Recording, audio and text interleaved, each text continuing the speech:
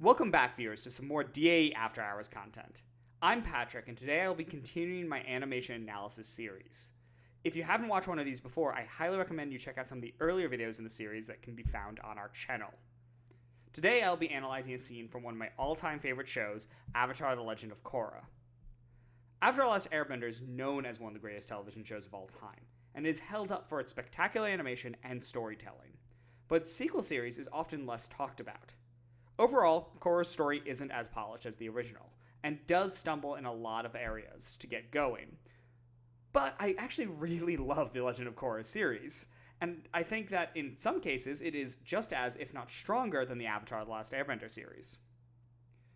That said, this video is not about the story or the overall quality of the show. This isn't a review. This video is about the animation, and like it or not, The Legend of Korra is better animated than Avatar: The Last Airbender, especially in the fight scenes. The scene that we're analyzing today happens early on in the first season of Korra. It's a chase between two of the main characters, Korra and Mako, and a group called the Equalists. I'm going to be putting up a very, very, very slight spoiler warning here, as the show has been out for 8 years, and this is in the very early bits of the series.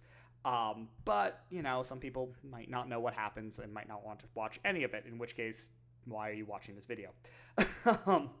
But back to this. If you want to go watch all of Legend of Korra and come back to this video, you're more than welcome to, though. Now, the way this works is that we will be watching the scene in question once, and then afterwards I will go as a character. Again, really like the show. Highly recommend. But that is it for us today. If you enjoyed this video, please be sure to like, share, and subscribe to our channel. I will be posting more animation analyses in the future. And be sure to also check out some of the other after hours or create and hang content that we do. I do a create and hang on Thursday mornings where I myself animate something. I'm not sure what I'm animating this week. Well, I'll figure that out.